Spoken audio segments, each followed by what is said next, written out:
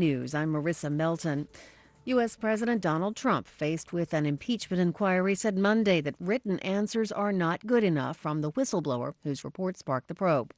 Mr. Trump tweeted that the anonymous whistleblower must be brought forward to testify. He said the offer made by the whistleblower's lawyer, Mark Zaid, that his client would answer questions in writing was not good enough. The top Republican on the House Oversight Committee said written answers would not give Republicans a chance to cross-examine the whistleblower. Zaid responded on Twitter, saying that statement showed a misunderstanding of federal whistleblower protections. Whistleblower laws are meant to protect people who report issues such as misconduct and abuse of authority from retaliation. A battle in New York over President Trump's tax returns now appears headed for the Supreme Court.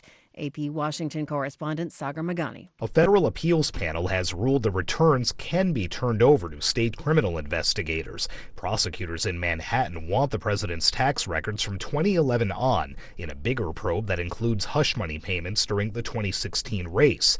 The appeals court has upheld a lower court ruling rejecting the president's bid to keep the records from being handed over. His lawyer argued last month the president's immune from criminal law even if he shoots somebody because he's the president.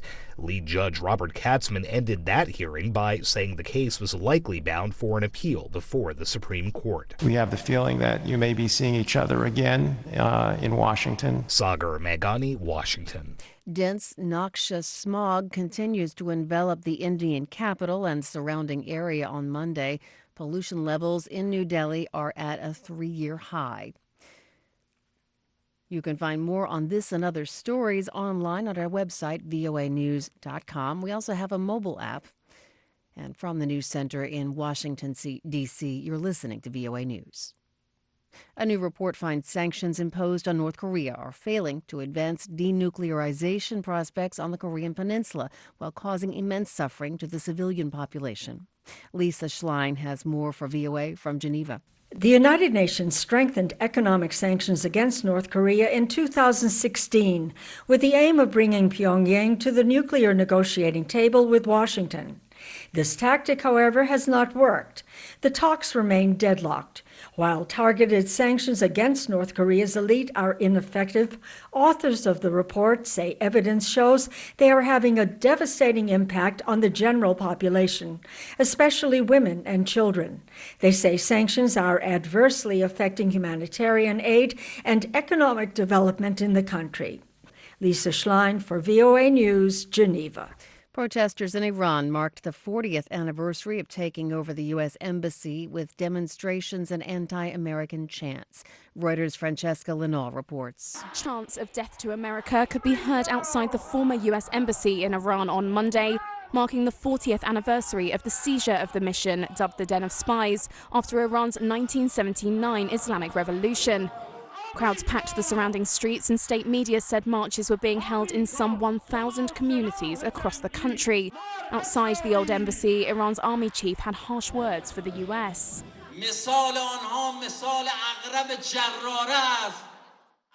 They will continue their hostilities, like the proverbial poisonous scorpion whose nature it is to sting and which cannot be stopped unless it is crushed. Hardline Islamist students stormed the embassy soon after the fall of the US-backed Shah.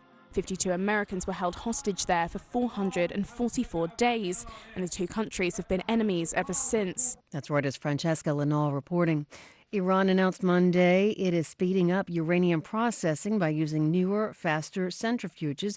A U.S. official who called the announcement nuclear blackmail said it's an attempt by Tehran to get the worried European signatories of the international nuclear deal to make concessions to Iran. VOA asked U.S. President Donald Trump on Monday what should be done about the new centrifuges. He replied, "We're looking into that."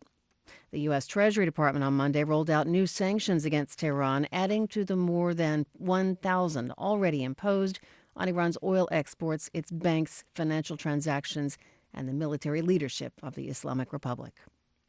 Vietnamese media say police have arrested 8 people in relation to the discovery of 39 dead Vietnamese in a truck near London last month.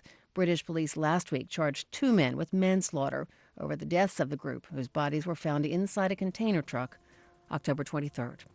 I'm Marissa Melton, VOA News.